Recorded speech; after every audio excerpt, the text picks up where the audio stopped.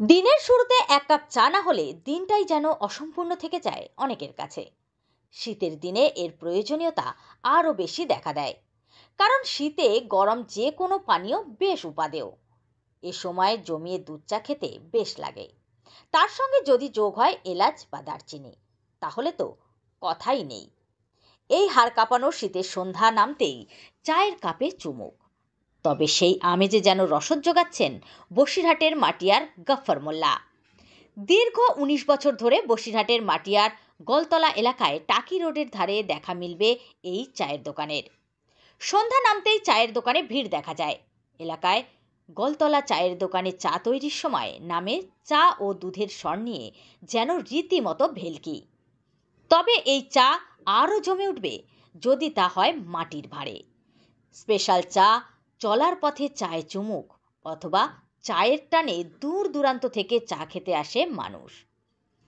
এক কাপ চায়ের এত কদর অনেকেই ভেবে কুল পান না। এক কাপ চা খেতে কয়েক কিলোমিটার পথ পাড়ি দিয়ে চায়ের স্বাদ নিতে ভোলেন না চা প্রেমিকরা। পরিমিত মিষ্টি এবং চায়ের দুধের পুরু স্বর, পরিমাণ মতো লিকার, তা নিয়ে কথা হবে না। সব মিলিয়ে যে কারণে ছুটে আসা, এই চায়ের স্বাদ গন্ধটাই আলাদা। রোজ প্রায় 1000 কাপের মতন চা বিক্রি হয় এই দোকানে। চায়ের দোকানের মালিক গফফর মোল্লা জানান, সাধারণত লাল চা কিংবা দুধ চা তো সকলেই খায়, তবে মশলা দুধ চায়ের বিক্রি বেশি। সন্ধ্যা নামতেই প্রচুর মানুষ ভিড় করেছেন তার চায়ের দোকানে এই চায়ের স্বাদ নিতে। প্রতিদিন প্রচুর চাও বিক্রি হচ্ছে। তবে এই নতুন চায়ের দোকান ইতিমধ্যেই জনপ্রিয়তা লাভের পাশাপাশি এলাকায় যে যথেষ্ট সাড়া ফেলে দিয়েছে তার বলার অবকাশ রাখে না। আপনারাও আসতে পারেন রসনার স্বাদ পেতে। Bureau report, ES news Bangla.